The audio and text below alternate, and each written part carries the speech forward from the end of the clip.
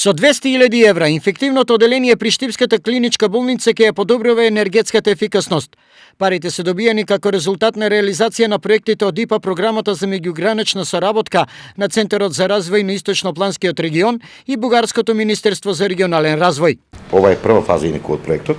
Ќе биде санирана фасадата и прозорите.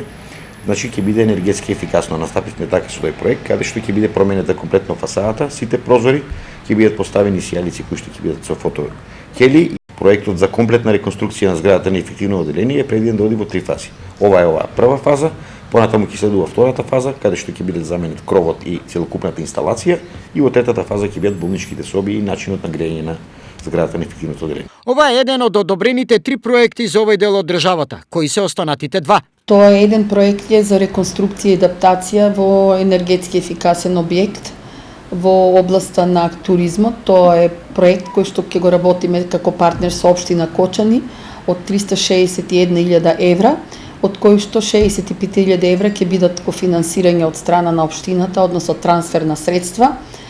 Останатите се средства од интерекипа програмата и еден проект за кој што очекуваме дополнително да се подпише договорот. Тоа е еден од овие 3 што дополнително ќе се подпишат. Го работиме со општина Штип, односно регионалниот музеј во Штип. Се однесува на реконструкција, односно согласно правилата на музеот на црквата Свети Власие на Исарот. Деновиве Центарот за развој на Источнопланскиот регион подпиша 17 договори за исто толку проекти со колегите од Бугарското министерство. Вкупната вредност на подпишаните договори е над 5 милиони евра. Како што денеска за ТВ Стари информираат од Центарот, до крајот на годината се очекува да се заврши неопходната административна процедура, а од пролетта наредната година и старт на проектите, особено реконструкцијата на инфективното оделение.